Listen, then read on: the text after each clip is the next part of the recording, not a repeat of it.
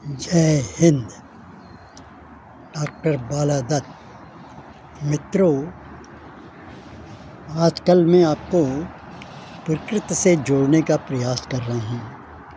हमारे यहाँ 4 चीज़ें हैं: प्रकृति, पर्यावरण, पर्यटन और पर्यटक। ये चारों ही चीज़ें परस्पर एक दूसरे से जुड़ी हुई हैं और इनका संतुलित विकास हो तो सब तरफ आनंद ही आनंद होगा, सब तरफ विकास ही विकास होगा, सब तरफ सुंदरता ही सुंदरता होगी। यदि इनमें कहीं भी किसी तरह टकराव की बात आ जाए तो फिर कठिन समस्या आ जाती है। प्रकृति का मतलब है क्षितिज, जल, अग्नि, गगन समीरा। ये कहा जाता है पृथ्वी, जल, अग्नि, अंतरिक्ष और वायु। ये 5 तत्वों से ही इस सारी प्रकृति का, इस संसार का निर्माण हुआ है। चाहे वो सजीव हों, चाहे निर्जीव हों, चाहे वो सामाजिक हों, चाहे वो सामाजिक न हों। इसलिए इन सब में बिल्कुल समन्वय बनाए रखना और बनाए रहना चाहिए, क्योंकि यदि इनमें से एक भी दूसरे के उसमें दखलंदाजी करने लगे तो उसमें बिखराव और टकराव की बात आने लगती है। क्योंकि प्रकृति तो अपने नियम के अनुसार सबके लिए समान रूप से चीज़ें प्रस्तुत करती है। समय पर फल आते हैं, समय पर सब्जियां आती हैं, समय पर घास आती है, समय पर सब चीज़ें समय पर पैदा होती हैं और वो सभी लोगों की आवश्यकताओं की पूर्ति करते हैं। और पर्यावरण भी इसी संतुलन से बना रह सकता है। अन्यथा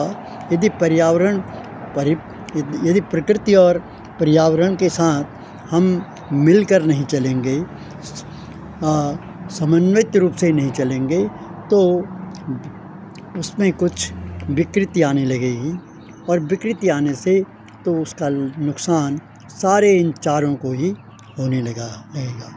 तो प्रकृति हमको बहुत कुछ देती है और बहुत कुछ हम उससे प्राप्त करते हैं और उसको बढ़ाने के लिए, उसके और अधिक शक्तिशाली बनाने के लिए हम भी तत्पर रहते हैं।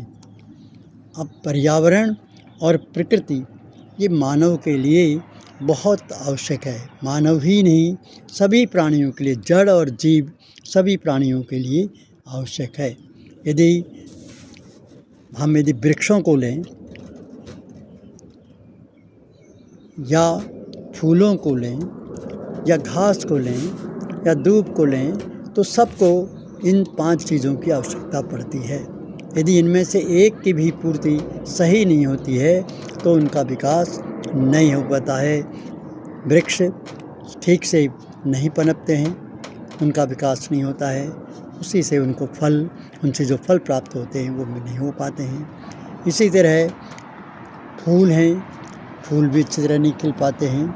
इसलिए हमको इन चारों चीज़ों में समन्वित रूप से आगे बढ़ने का प्रयास करना चाहिए। अब पर्यटन भी मानव के लिए बहुत आवश्यक है। यदि हमारे लिए जो चीज़ें सुंदर हैं उनका विकास नहीं होगा, वहाँ आने जाने के साधन नहीं होंगे, हमारी पहुँच वहाँ नहीं होगी, तो हम उन प्रकृति के उन सुंदर रूपों का आनंद नहीं ले पाएंगे। इसलिए पर्यटन का काम है कि वो प्रकृति और पर्यावरण में संतुलन करते हुए उसमें किसी प्रकार का विकार ना आए, उससे कोई भी हानि न हो, इस तरह से पर्यटन का विकास करना चाहिए। परंतु मनुष्य जो है वो तो अपने स्वार्थ को देखता है, उसके आगे न प्रकृति की कोई ज़्यादा महत्ता रहती है, न पर्यावरण की रहती है। बस वो पर्यटन में जब जाता है तो चीज़ों को सुंदर बनाता है, और सुंदर बनाने से लोग वहाँ जाते हैं, लेकिन उनको नियंत्रित नहीं करता है। जब भी जहाँ भी किसी भी पर्यटन स्थान पर जाएं, तो पर्यटकों को पूरी तरह से संयमित और नियमित रहना चाहिए।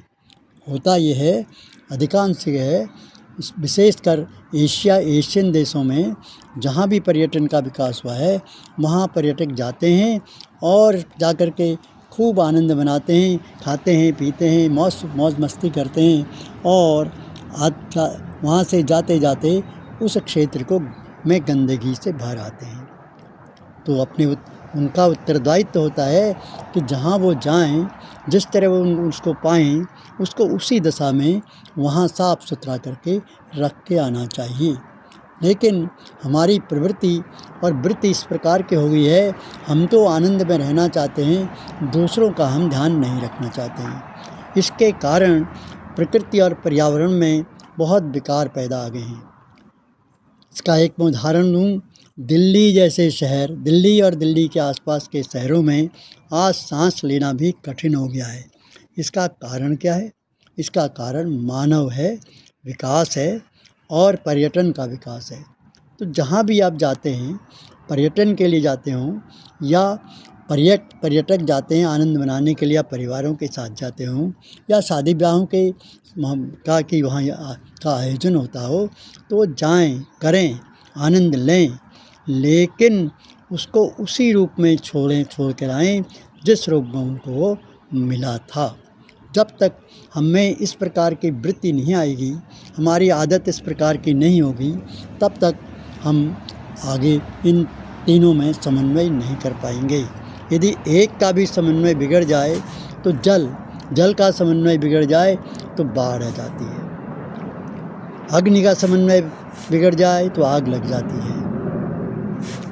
इसी तरह अन्य चीज़ों का भी समन्वय बिगड़ जाए तो सारी प्रकृति और मानव, जो उसमें प्रकृति में मानव भी शामिल है, उन सब में विकार आ जाते हैं, परेशानी आ जाती हैं। इनसे मुक्ति के लिए इन चारों में समन्वित और सम और संतुलित विकास की आवश्यकता है।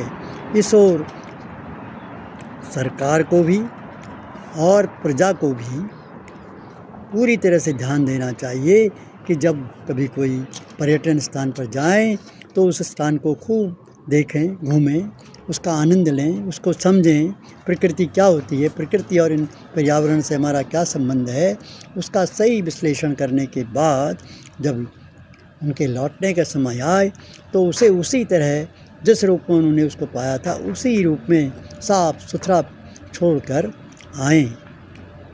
ये व्यवस्था अमेरिका में बहुत ज़्यादा है।